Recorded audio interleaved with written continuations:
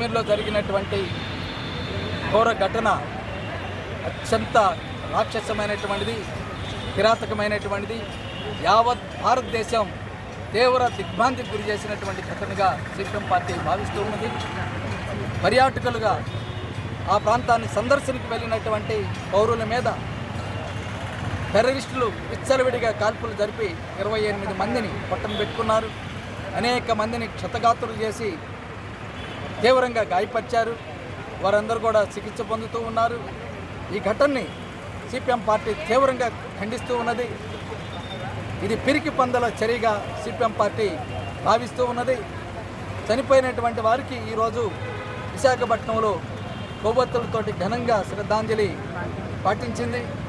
అలాగే వారి కుటుంబ సభ్యులకి ప్రగాఢ సానుభూతి పనిని కూడా సిపిఎం పార్టీ తెలియజేస్తూ ఉన్నది. ఈ దాడిలో విశాఖపట్నానికి చెందిన బ్యాంకులో పనిచేసి ఇటీవలే రిటైర్డ్ అయినటువంటి చంద్రమౌళి అనేటువంటి ఆయన కూడా మరణించడం తీవ్ర శోక సముద్రానికి విశాఖపట్నాన్ని గురి చేసింది. చాలా ఆందోళనకరంగా ఈరోజు విశాఖపట్నం విచారం వ్యక్తం చేస్తూ ఉన్నది.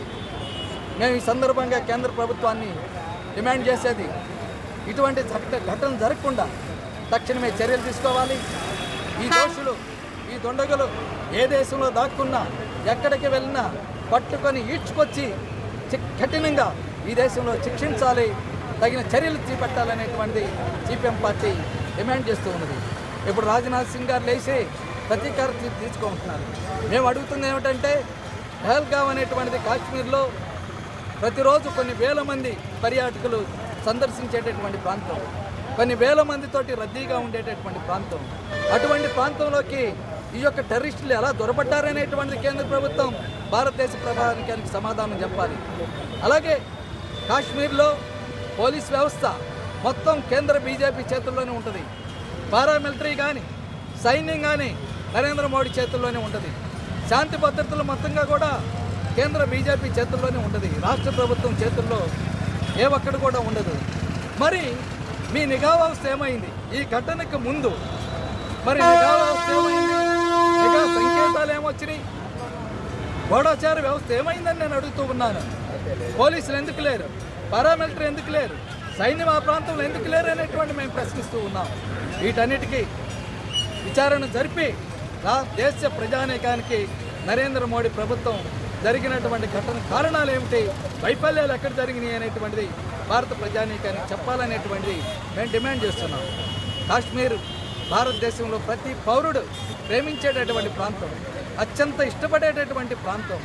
అటువంటి ప్రాంతంలో అటువంటి కాశ్మీర్ని గత 5 ఏళ్ల క్రితం నరేంద్ర మోడీ ప్రభుత్వం 3 ముక్కలు చేసింది.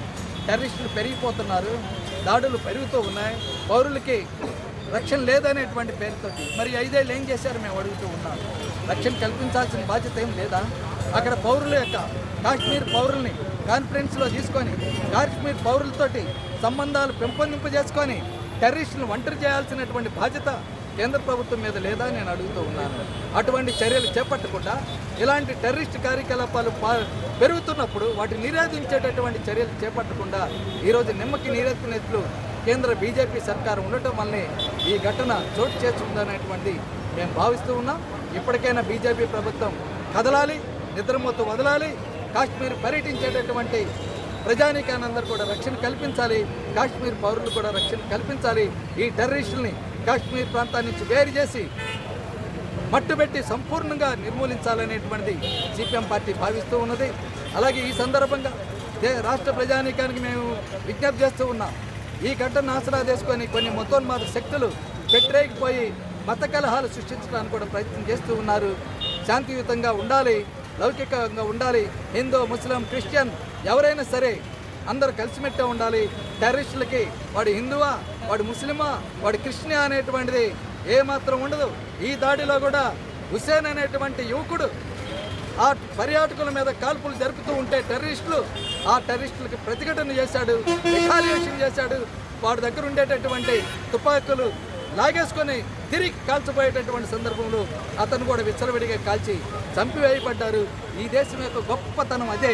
ఈ దేశంలో ఎన్ని మతాలున్నా, ఎన్ని కులాలున్నా, ఎన్ని ప్రాంతాలున్నా, ఎన్ని రాష్ట్రాలున్నా, ఎన్ని భాషలున్నా అందరూ కలిసి ఐక్యమైక్యం ఉండటమే, ఇలాంటి ఘటనలు వచ్చినప్పుడు అందరూ కలిసి ఎదుర్కోవటమే ఈ దేశం యొక్క గొప్ప వారసత్వం, ఈ దేశం యొక్క గొప్ప త్యాగ నిరతి. దాన్ని కొనసాగించాలి. ఆ వారసత్వం అందరూ కలిసిమెలిసిగా ఉండి ఈ ఉగ్రవాద కార్యకలాపాలను నిరోధించడానికి అందరూ ఒకే బాటలో ఒకే గొంతై అటువంటి తెగువని చూపించాలని సిపిఎం పార్టీ ప్రజానికి అందరూ కూడా విజ్ఞప్తి చేస్తూ ఉన్నారు.